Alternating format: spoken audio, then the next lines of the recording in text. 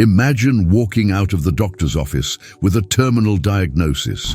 1 year, 12 months, 365 days to make sense of the chaos, make peace with the past, and leave something that matters. You come home and look at your neurodivergent child, the one who doesn't speak like others, who doesn't learn like others, who won't fit in the way you once dreamed. And suddenly, all the masks fall away. Gone are the empty promises that everything will be okay. Gone is the comfortable lie that you have infinite time to fix everything. Gone is the luxury of postponing difficult conversations, brutal truths, the words you feared to say because they hurt, but that liberate. What would you say?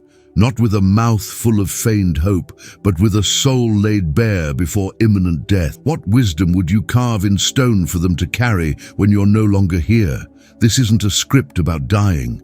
It's a script about living with stoic urgency. Marcus Aurelius wrote his meditations as if each word were his last, because he knew it could be. Seneca said, "It is not that we have a short time to live, but that we waste much of it." And Epictetus reminds us, "You don't control how much time you have, but you control what you do with it."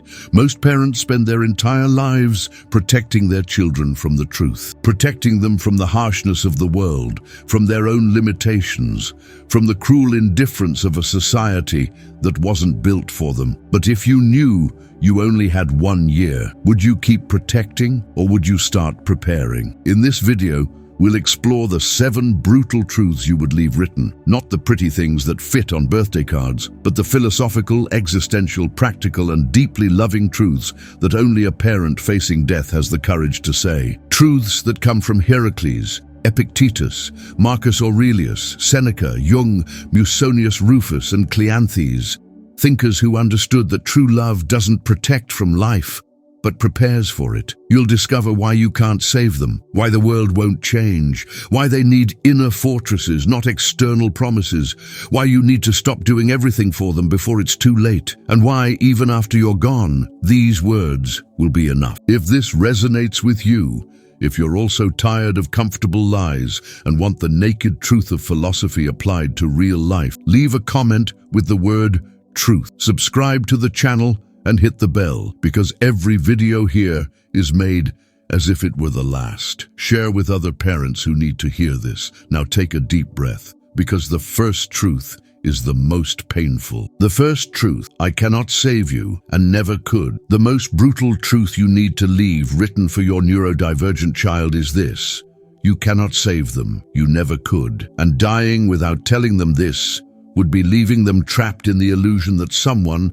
somewhere, has the power to rescue their life. Heracles, the Stoic philosopher of the 2nd century, created a revolutionary concept called oikeiosis, the concentric circles of concern. At the center is you. In the next circle, your immediate family, then friends, then community, and so on until encompassing all humanity. Stoic wisdom isn't about infinitely expanding your responsibility until collapse, but about understanding where your action ends and another's destiny begins.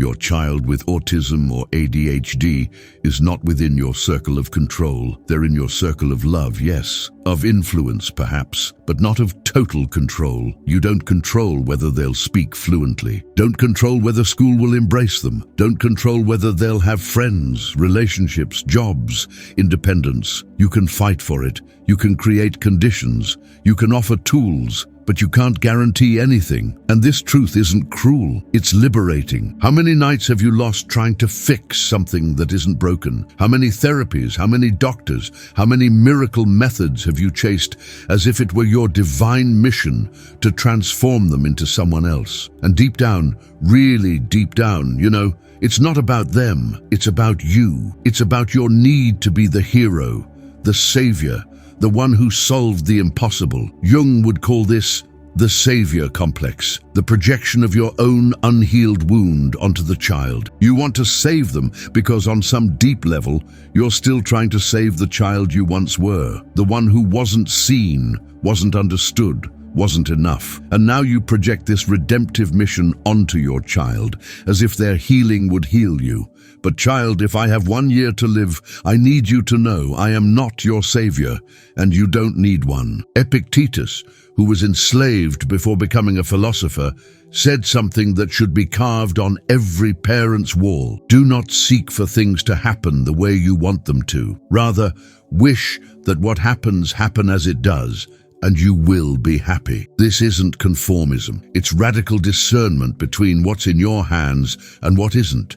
What's in your hands, loving them, being present, teaching what you know, creating a safe environment, defending their rights when possible, modeling resilience, accepting who they are, what isn't, their neurological structure, their way of processing the world, their life trajectory, their destiny, their inevitable suffering, their own journey of individuation. When you understand this, truly understand, not just intellectually, but in your gut, something shifts. You stop carrying the weight of the impossible. Stop measuring your worth as a parent by their improvement. Stop living at war with reality. And then, ironically, you become much more useful to them, because now you're no longer the desperate parent trying to move mountains. You're the serene parent who accepts the mountains and teaches the child to climb them. You don't promise to protect them from everything. You promise to prepare them for everything. Know what the most beautiful Stoic paradox is? When you give up control, you gain real control. Control over your reactions, over your inner peace, over the quality of your presence. And that, your serenity in the face of the uncontrollable, is the greatest gift you can give them. Child, if I die tomorrow, I want you to know I didn't come to this world to save you. I came to love you, and true love doesn't carry anyone on its back until exhaustion. True love teaches to walk, even if it's different, even if it's slow, even if it's stumbling. Heracles' circles place you in the second ring of my life, close to the center, but not at the center, because if you were at the center, I would lose myself trying to be you. And then who would teach you to be yourself? So the first brutal truth is this: you are alone in your journey, and that's not a tragedy. It's a vocation. It's your existential calling.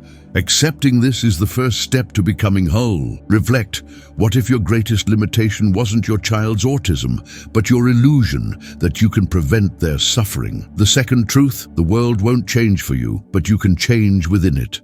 Now the truth no one wants to hear, but every parent should have the courage to say, the world out there is brutal, unjust, and won't adapt to your child. School won't slow down the class because they process slowly. The boss won't tolerate sensory meltdowns in the middle of a shift. Colleagues won't wait patiently while they find the words. Society wasn't built for neurodivergent people, and it won't be, at least not at the speed you'd like. And you know what? Lying about this is the greatest cruelty you can commit. Epictetus was enslaved. He had no control over his body.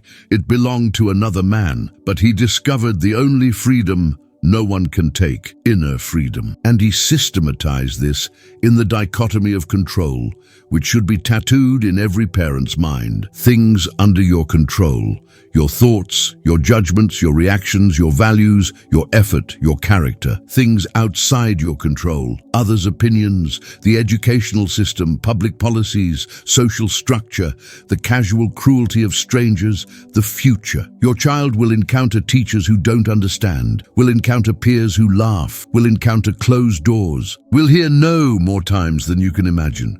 And you won't be there for all those battles, especially if you only have 1 year to live. So what's your task in the 365 days remaining? Protect them from these truths or prepare them for them. I'll be direct. Every time you fight with the teacher because she didn't adapt the test, you teach your child that the world must bend to them. Every time you explode at the store manager because they looked sideways during a meltdown, you teach that the answer is external anger, not internal regulation. Every time you remove all obstacles from their path, you create an adult who expects someone will always remove the obstacles. And when you die, because we all will die, they'll be paralyzed waiting for a savior who won't come. The brutal truth is this: you need to teach your child to function in an imperfect world. Not because the world is right, but because it's real.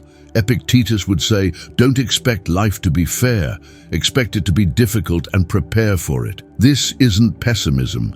It's strategic realism. It's the difference between raising a fragile child who crumbles at the first injustice and raising a resilient adult who knows how to navigate turbulent waters. Here's what you can do in your final days. Teach them to name what they control. When the teacher is unfair, you don't control her opinion. You control whether you'll learn the content anyway. When peers laugh, you don't control their cruelty. You control whether you'll let that define who you are. Expose them to small frustrations. Let them lose the game. Let them get the answer wrong. Let them experience no in safe doses while you're still here to process with them. Because later, they'll face no alone, and it's better they know how to survive it. Stop fighting battles they need to learn to fight. Your role isn't to be their advocate forever. It's to teach strategies. Child, here's how you request accommodations. Here's what to do when they're denied. Here's how to know when it's worth fighting and when it's worth retreating. Model acceptance of injustice without being passive. Yes, child, it's unfair that you need 3 times the effort for half the result. And here's what we're going to do about it. Not denial of pain, not impotent revolt, but active and strategic acceptance.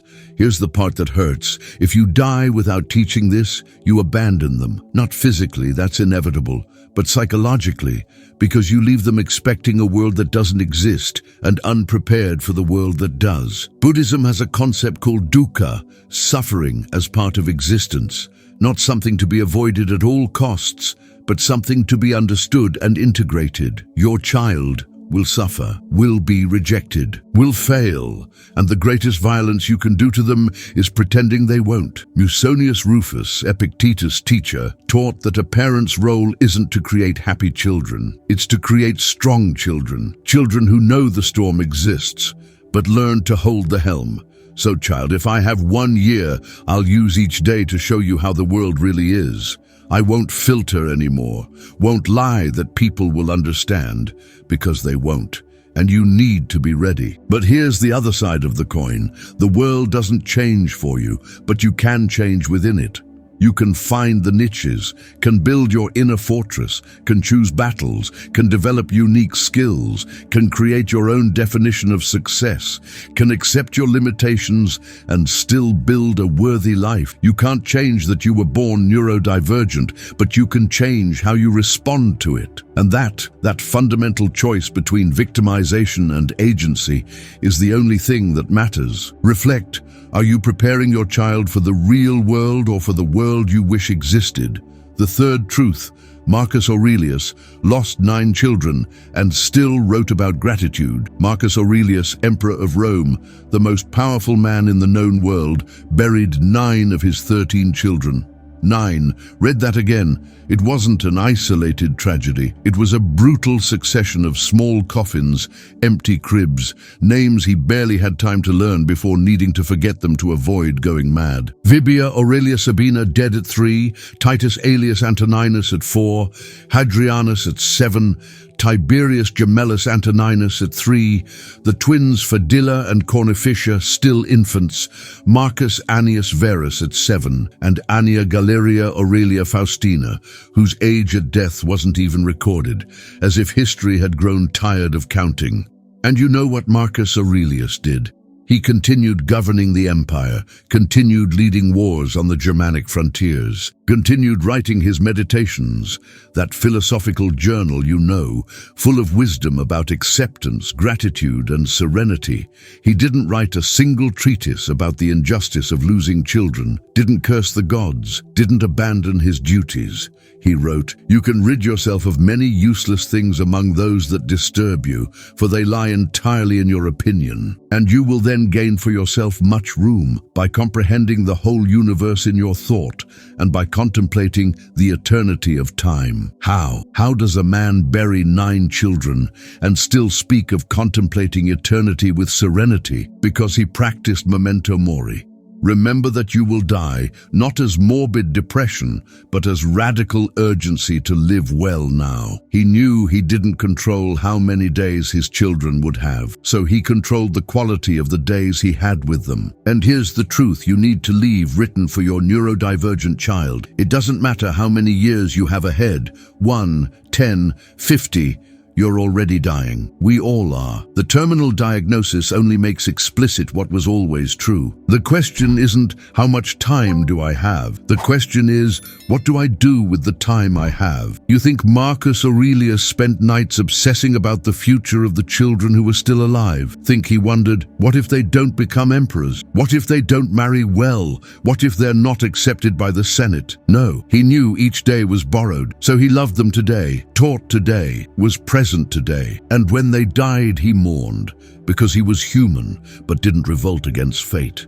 Because revolt against the inevitable is war against nature, and Stoics don't wage war against nature. Now think about yourself. You have a neurodivergent child, and you're dying, whether in 1 year or 30. What's your obsession? Their future. What if they can't get a job? What if they don't marry? What if they're alone when I die? What if no one takes care of them? What if they're not happy? All these questions are about a future that doesn't exist. And while you're trapped in this imaginary future of catastrophes, your child is here now, needing you. Not the anxious you, projecting disasters, but the present you, calm, loving. Seneca said, "We suffer more often in imagination than in reality." How many hypothetical children have you already buried in your mind? How many versions of your child, alone, abandoned, lost, have you mourned in nightmares that never happened? Marcus Aurelius buried real children, and even so, wrote about gratitude.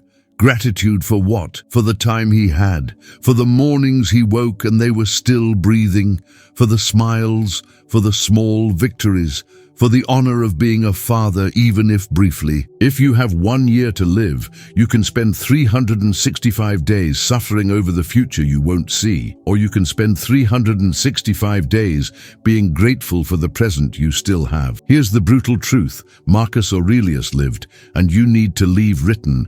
Your child doesn't need you to live forever. They need you to live intensely while you're here. Not intensity of a calendar full of therapies, not intensity of fighting the world for them, but intensity of presence, of looking in their eyes, of laughing together, of accepting who they are, not who you feared they would be, of teaching with patience, of being the safe harbor while you still are the harbor. Jung spoke of psychological death, when you die to who you were and are reborn to who you need to be. Marcus Aurelius died psychologically 9 times. 9 versions of himself as a father were buried, and he was reborn 9 times, stronger, wiser, more accepted with fate. You need to die to the parent who dreamed of a child without differences, need to die to the savior, need to die to the controller, need to die to the warrior who fights with reality, and be reborn as the parent who accepts, guides, and loves, not despite the limitations, but including them. Child, if I have 1 year, I want you to know, Marcus Aurelius didn't guarantee his children's future. He guaranteed the quality of presence while they were together. And when they departed, or when he departed, what remained wasn't pain, but the memory of a father who was there, whole, present, human. You don't need promises about the future. You need presence in the present, and that I can give you today. Reflect. How many imaginary futures are you mourning while your real child is alive in front of you, waiting for you to see them? The 4th truth. The 3 Stoic fortresses that no one can take from you. If I die tomorrow, what remains for you? Not material inheritance that can be stolen, lost, devalued. Not my physical presence that leaves, not my protection that ends in the coffin. What remains are the internal tools I managed to teach you. The fortresses that no one, no cruel teacher, no abusive peer, no closed door can take from you. Seneca spent years in exile, lost power, lost prestige, lost contact with Rome, but wrote some of his most profound works during that period. Why? Because he had built inner fortresses that no emperor could confiscate. And before dying, condemned to suicide by Nero, he left a clear legacy. True wealth is within you. For your neurodivergent child, this isn't abstract philosophy. It's concrete survival. Because they'll face a world that constantly tries to take things from them. Confidence, opportunities, dignity, hope. If they depend only on the external, on others' approval, on traditional success, on social acceptance, they'll break. But if you teach the 3 Stoic fortresses, they'll have something indestructible. Fortress 1. Inner character, virtue. Seneca said, "The virtuous person is happy even under torture." I said, this sounds extreme, but the logic is clear. If your happiness depends on having what you don't have, you'll never be happy. But if your happiness depends on being who you choose to be, no one can take it. For your child, the world will measure them by external achievements, grades, trophies, employment, social status, and in many of these criteria, they'll fail, not because they're insufficient, but because the criteria are too narrow. So the first fortress you need to leave is this.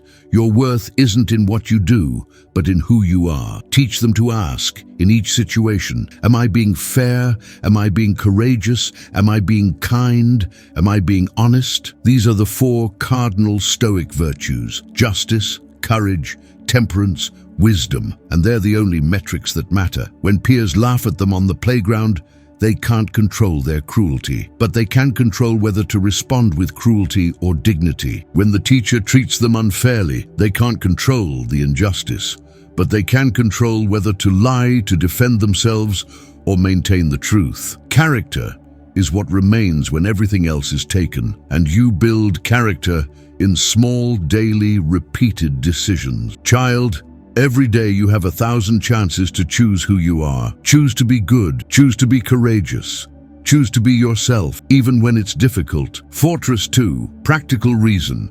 Discernment. Epictetus taught that philosophy isn't abstraction. It's a tool for living well. And the most powerful tool is discernment, the capacity to judge correctly what's happening and respond appropriately. Your neurodivergent child may process the world differently, but they can learn to discern, and you have 1 year to teach this. Discernment is knowing how to separate facts from interpretations. When the teacher says, "You didn't try hard enough," the fact is, she said that. The interpretation is, "Therefore, I'm lazy and will never succeed." Teach them to see the difference. "Child, she said that." It might be true.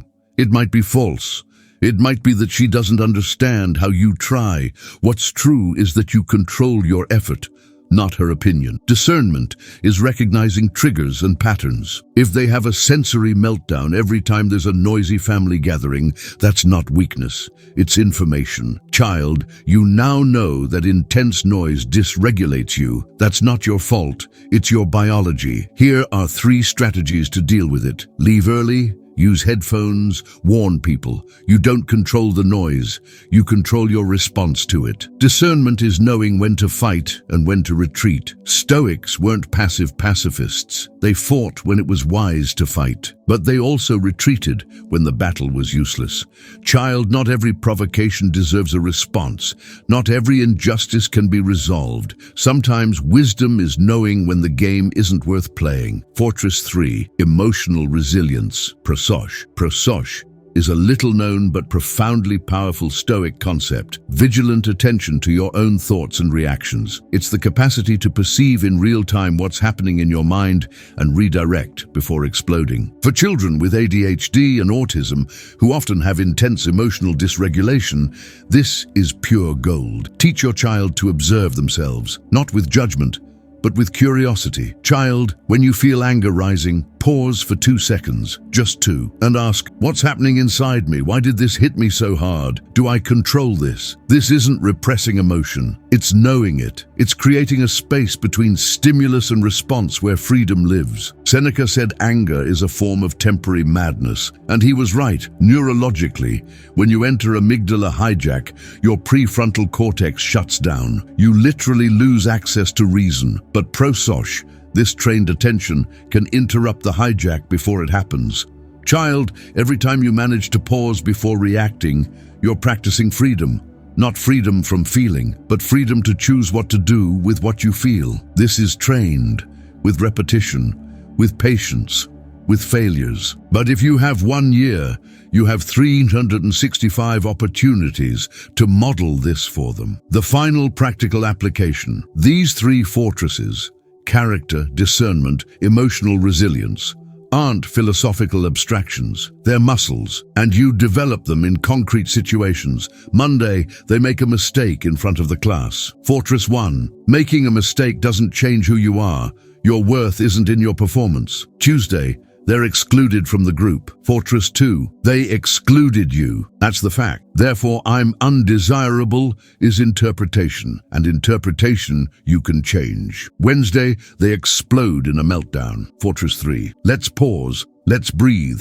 Let's observe what happened, not to judge, to learn. And thus, day after day, you build in them an inner citadel that no storm can topple. Child, if I die in 1 year, you'll lose my presence, but you won't lose these fortresses, because they're yours. Reflect. Are you leaving your child material possessions that can be lost, or inner fortresses that no one can steal? The 5th truth. You are not your diagnosis. You are your journey of individuation. Carl Jung spent years studying patients society considered broken. Psychotics, neurotics, obsessives, people who didn't fit into the boxes of normalcy. And he discovered something revolutionary. What medicine called pathology was often the psyche trying to heal itself. The crisis wasn't the problem. It was the symptom of a soul seeking integrity. Jung called this process individuation, the journey of becoming who you really are, not who others want you to be. And here's the brutal truth you need to leave written for your neurodivergent child. They are not autistic. They are not ADHD. They are not the label doctors placed on them at 3, 5, 7 years old. They are a soul on a journey of individuation. And the autism, the ADHD, these are the specific conditions through which they'll discover who they are. Not despite them, but through them. Let that sink in, because it changes everything. Society wants you to see neurodivergence as a factory defect, something to be fixed, medicated, therapized until it disappears. But Jung would see it differently. He would see a psyche that processes the world uniquely, that feels more deeply, that perceives patterns others don't see, that can't fake superficial connections because its soul demands authenticity. And that's not disease, it's vocation. Jung spoke of the self, with a capital S, as the true center of personality, not the ego, which is the social mask you wear, but the self, which is who you really are when all masks fall. And the journey of individuation is the painful process of abandoning the false ego to find the true self. Your neurodivergent child has an advantage in this journey. Know why? Because they never managed to wear the mask properly. They tried. God knows they tried. Faking interest in empty conversations, forcing eye contact, suppressing the movements that calm them, repressing the intensity of emotions. But it didn't work. The mask always fell. And that, what you saw as tragedy, may be grace. Because most people spend their entire lives trapped in the mask. They believe they are the ego. They live and die without ever finding the self. But your child? They have no choice. They're forced early on to confront the question, who am I when I can't be who you want me to be? This is accelerated individuation. It's terrible and sacred at the same time. Jung had another concept called synchronicity, apparently random events that carry profound meaning. It's not coincidence that you discovered the diagnosis when you did. It's not coincidence they were born this way, in this family, at this moment. Jung would say, there's a hidden purpose here, not divine plan in the simplistic religious sense, but a psychological calling for the entire family, not just the child, to undergo individuation. You're dying? Then you're being forced to abandon the ego that defined itself as the parent who controls the child's future, and be reborn as the self that accepts, I'm the parent who loves in the present, without guarantees. Your child is growing with autism. Then they're being forced to abandon the ego that tries to fit in and discover the self that asks, what if I'm not made to fit in? What if my mission is precisely to be different? Here's the part few understand about Jung. He saw psychological symptoms not as enemies, but as messengers. Anxiety isn't just dysregulated brain chemistry. It's the psyche saying, you're living against yourself. Depression isn't just lack of serotonin. It's the soul saying, this life you're living isn't yours. Crisis isn't just collapse. It's a summons for transformation. So when your child has a meltdown, what's happening? Beyond the sensory overload, beyond the neurological dysregulation, there's a soul that can't pretend anymore. There's a self screaming, stop forcing me to be small. Stop fitting me into boxes. Let me be vast, intense, real. And if you have 1 year to live, you can do one of two things. Keep trying to suppress these screams so they function better socially, or you can teach them that these screams are sacred, that they need to learn to listen to them, translate them, honor them, without destroying themselves or others in the process. Jung spoke of the transcendent function, the capacity to integrate apparently contradictory opposites. Your child needs to learn this.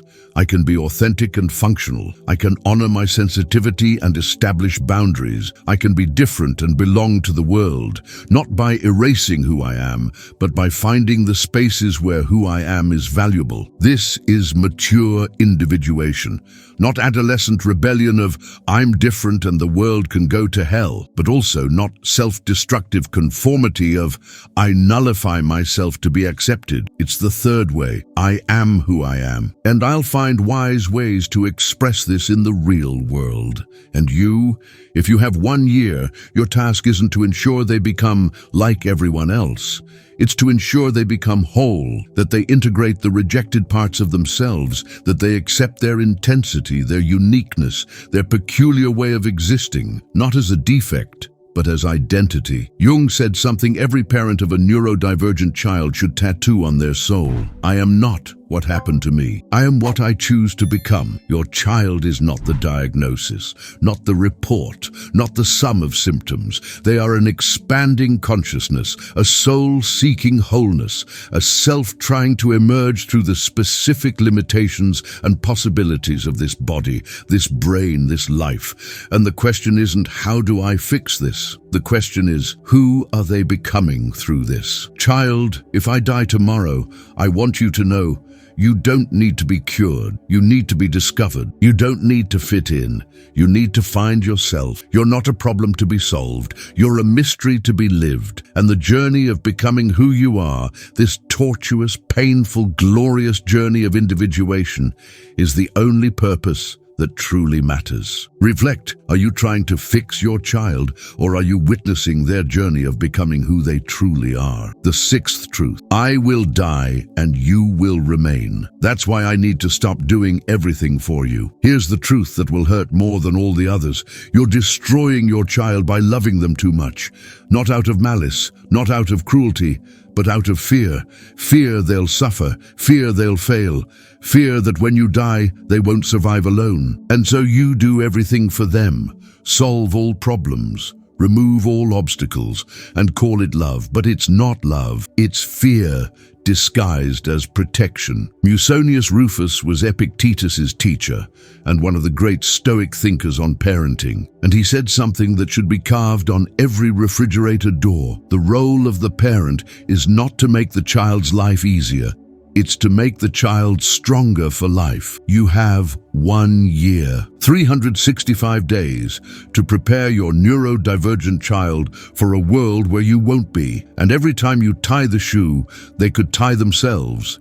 Even if it takes 10 minutes and you arrive late, you steal a small victory from them. Every time you speak for them when they could speak, even if stammering, even if taking long, even if embarrassing, you teach that their voice doesn't matter. Every time you fight their battle, with teachers, peers, bosses, you confirm you're not capable. You need me to exist, and then you die, and they're left paralyzed, waiting for someone to tie the shoe, for someone to speak for them, for someone to fight for them. Is this love? The Stoics had a word for this, Malakia, cultivated weakness. When you overprotect, you don't create resilience. You create fragility. And the cruel irony is you do this precisely because they're already vulnerable. You look at their neurodivergence and think, they already have so many disadvantages. I need to compensate. And then you become the crutch they never asked for and now can't let go of. But Musonius Rufus taught the opposite. He said children need to be exposed to gradual, controlled, small difficulties, so they develop psychological muscles. You don't train for a marathon starting with 26 miles. You start with 1, then 3, then 10, and the body adapts. The soul works the same way. If your child never experienced safe frustration while you're here, they'll experience devastating frustration when you're gone. If they never learn to solve small problems, they'll freeze before big ones. If they never failed with you beside them to process failure, they'll internalize that failing is disintegrating. So here's what you need to do in your final 365 days, and it will be the hardest thing of your life. Stop doing for them what they can do alone. They take 20 minutes to get dressed because they get distracted. Let them. Set the alarm 20 minutes earlier, but don't dress them, because when you die, no one will dress them. And if they didn't learn now, they'll go to work in pajamas at 30. They can't ask for help verbally, and you always anticipate. Stop anticipating. Wait. Let the discomfort happen. Teach alternative ways. Pointing, writing, using a tablet, but don't be their telepathic mind. Because when you die, the world won't guess what they need. They get into conflict with peers and you run to solve it. Sit beside them and ask, what do you think you can do? Even if the answer is bad. Even if it's incomplete, let them be wrong, then teach. Here's what happened. Here's what you can try differently next time, but don't solve it for them. Because when you die, conflicts continue and they need their own repertoire. Let them fail. Small, safe, recoverable. Seneca said, fire is the test of gold, adversity of strong people.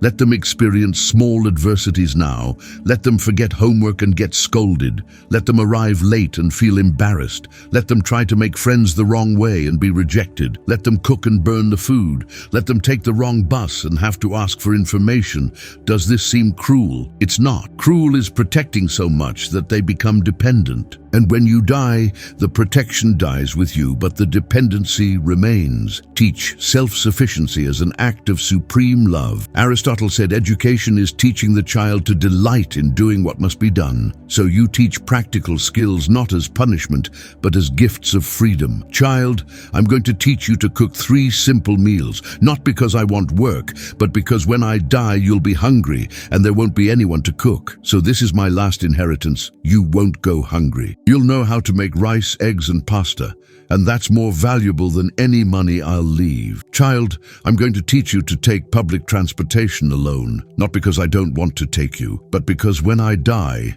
you'll need to get places, and no one will be your driver. So let's practice. Let's make mistakes together now, while I can rescue you, so that later you'll know how to rescue yourself. Child, I'm going to teach you to say no to people, to establish boundaries, to recognize when someone is taking advantage of you, not because I want to make you cold, but because when I die, people will appear who will try to exploit your naivety, and you need to know how to defend yourself. This is Stoic love, love that prepares, not paralyzes.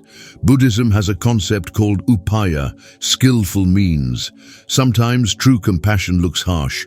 The Zen master who strikes the disciple isn't being cruel, he's waking them. The parent who lets the child struggle isn't being negligent, they're strengthening. And here's the most beautiful paradox. When you stop doing everything for them, they discover they're capable. When you stop speaking for them, they find their voice. When you stop solving, they develop solutions. Not immediately, not perfectly, but progressively. And on the day you die, they'll cry, they'll miss you. It will hurt immensely, but they won't stop functioning because you didn't leave a dependent child.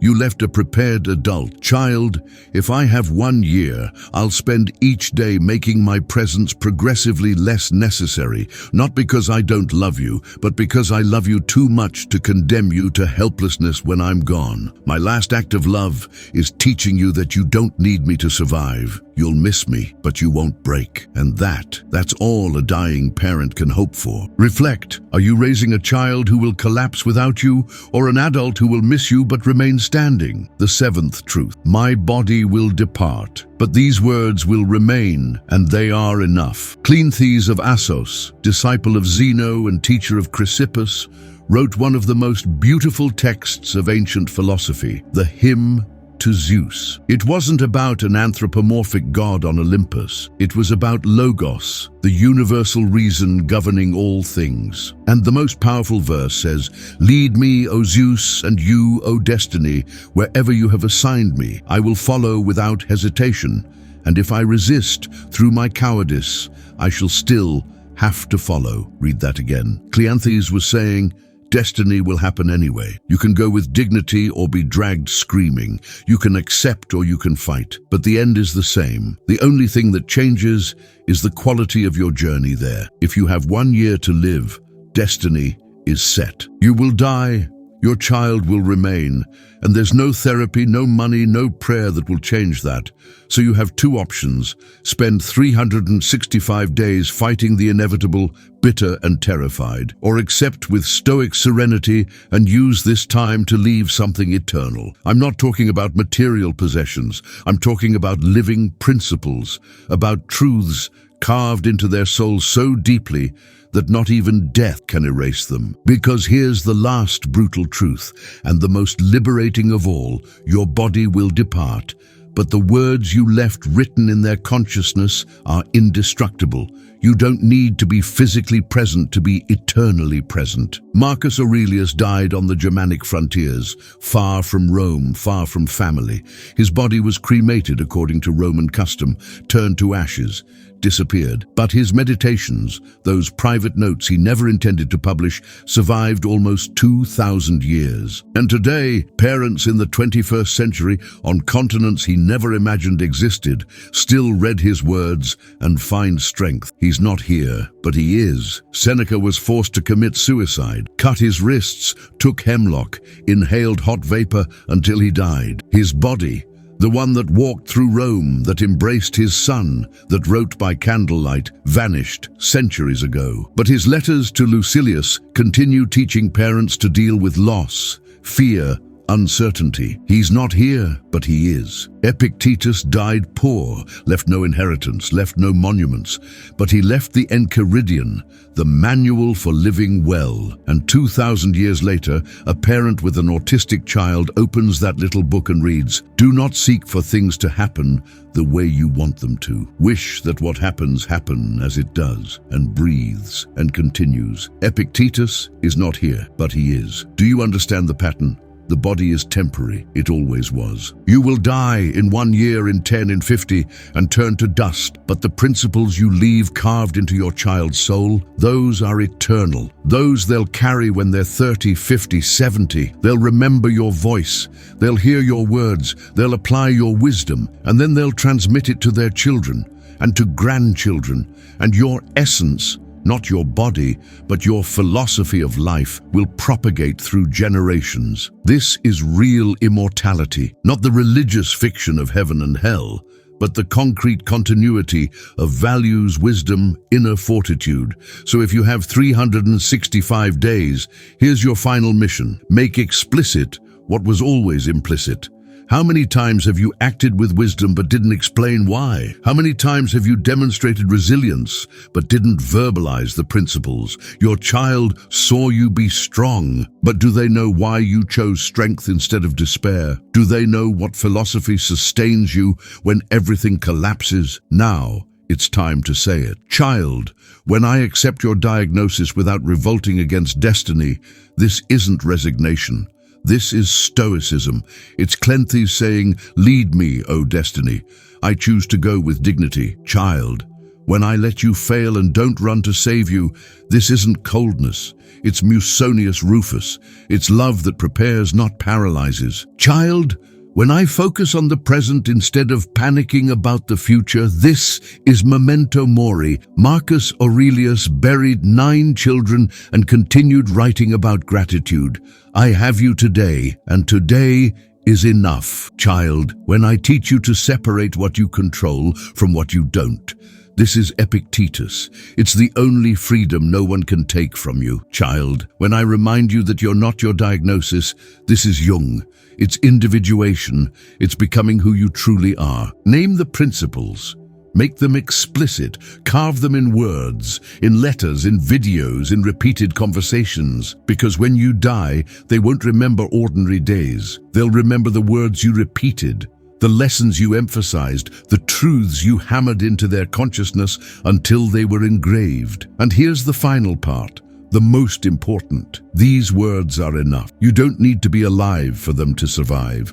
You don't need to be present for them to remember the principles. You don't need to keep breathing for your philosophy to keep sustaining them. Because if you taught well, if you left the 7 brutal truths carved deep, then when they're in crisis at 30, alone, scared, lost, they'll hear your voice. Child, you don't control this, but you control how you respond, and they'll breathe and continue. When they fail and feel worthless, they'll remember your worth isn't in what you do, it's in who you are, and they'll rise. When the world is cruel, they'll hear the world doesn't change for you, but you can change within it, and they'll find the way. You won't be there, but you will be. Not physically, but philosophically. And for a Stoic, that's all that matters. Cleanthes ends his hymn thus: "Save people from their fatal ignorance. Dispel it, O Father, and grant us the discernment in which you trust when governing all things with justice." You can't save your child from life, but you can save them from ignorance. You can give them discernment, fortresses, principles, truths. And these they carry forever. Child, if I die tomorrow, I'll die in peace, because I left everything that matters. Not money, not eternal protection, but eternal wisdom. And wisdom doesn't die. It only multiplies. My body will turn to ashes. But these words, these remain, and they are enough. Reflect. What are you leaving your child? Temporary physical presence or eternal philosophical principles? Conclusion. You've reached the end of this script, but not the end of the journey. Because the true question was never, if I had 1 year to live, what would I leave written? The true question always was, why do I need to be dying to finally tell the truth? You don't have 1 year. Maybe you have 30, maybe 50. Maybe you'll leave here and be hit by a car tomorrow. No one knows. But one thing is certain, you're dying. We all are. With each breath, each second, you're one step closer to the end. Memento Mori isn't morbid, it's urgent. So why do you postpone the brutal truths? Why do you still protect your neurodivergent child from reality? Why do you still pretend you have infinite time to fix everything?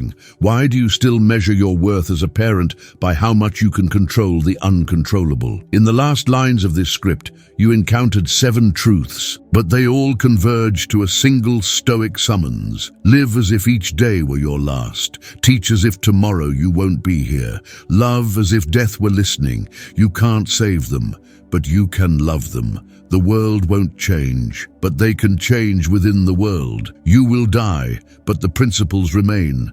Gratitude is possible even in tragedy. Inner fortresses are indestructible. Individuation is more important than diagnosis, and preparing is more loving than protecting. Marcus Aurelius, on the last page of his Meditations, wrote, "Do not act as if you had 10,000 years to live. Death hangs over you. While you live, while it is possible, be good. Be good, not perfect, not a savior, not a controller, just good, present, honest, courageous enough to say the difficult truths, humble enough to accept what you don't control, wise enough to teach what matters." Your child doesn't need an immortal parent. They need a true parent, one who doesn't promise the impossible, but delivers the essential. One who doesn't lie about the future, but builds fortresses to face it. One who doesn't flee from death, but uses it as life's teacher. So here's your final task. When you close this script, look at your child, the one who doesn't speak like others, who doesn't learn like others, who doesn't fit in the way you once dreamed, and ask yourself, if I died tomorrow, would they know they were loved? Would they know the principles that sustain a worthy life? Would they know they're capable, even being different? Would they know the diagnosis doesn't define destiny? Would they know I trust them, not to be perfect, but to be themselves? If the answer is no, you have work to do. Not in 10 years, today. If the answer is yes, you've already left the most important legacy, and everything that comes after is borrowed time to reinforce what's already carved. Death will come for you, for me, for all of us. But the philosophy you leave, that crosses generations. Seneca said in his last letter before dying, "I have lived long enough. Now I await death satisfied, like a satiated person awaits sleep." Udi, when your hour comes, in 1 year or 50, will you be able to say the same? Will you be able to close your eyes knowing you left your child prepared, not deluded, strengthened, not dependent, with brutal truths, not comfortable lies? You decide. Today, death is certain, but legacy is choice. Choose well. If this script touched you, leave in the comments. Which of the 7 truths impacted you most? Which do you need to tell your child today? Subscribe to the channel and hit the bell, because every video here is made as if it were the last. Share with other parents who need to hear these brutal truths. And most importantly, go hug your child now, while you still can. Because Memento Mori isn't about remembering that you will die. It's about remembering that you're still alive, and that today it's still possible to be the parent they need.